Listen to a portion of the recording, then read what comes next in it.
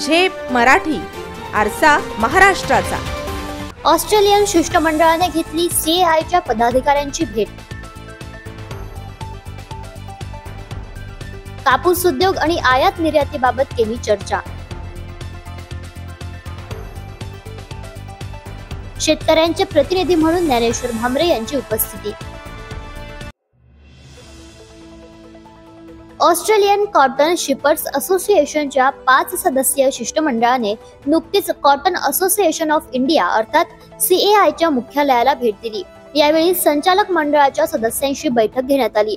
Australian कापसावर सेमिनारही घेण्यात आला। ऑस्ट्रेलियन शिष्टमंडळाचे चेअरमन क्लेफ व्हाईट यांनी ऑस्ट्रेलियन कापूस उद्योगाबाबत सादरीकरण केले। त्यानंतर 1 तास प्रश्नोत्तराचे सत्र झाले। या सेमिनारमध्ये उपस्थित असलेल्या भारतीय शेतकरी, जिनर्स, दलाल आणि प्रतिनिधी यांनी ऑस्ट्रेलियन कापूस आणि भारतीय कापूस व कापड उद्योगाच्या संधींविषयी विविध प्रश्न विचारले। यावेळी शेतकऱ्यांचे प्रतिनिधी म्हणून धुळे जिल्ह्यातील केशरानंद उद्योग समूहाचे संचालक ज्ञानेश्वर भामरे यांची एकमेव उपस्थिती होती। कॉटन असोसिएशन ऑफ इंडियाने ऑस्ट्रेलियन कॉटन शिपर्स असोसिएशनच्या शिष्टमंडळाच्या स्वागतासाठी cricket club of India limited Mumbai येथे भव्य स्वागत समारंभाचेही आयोजन केले होते।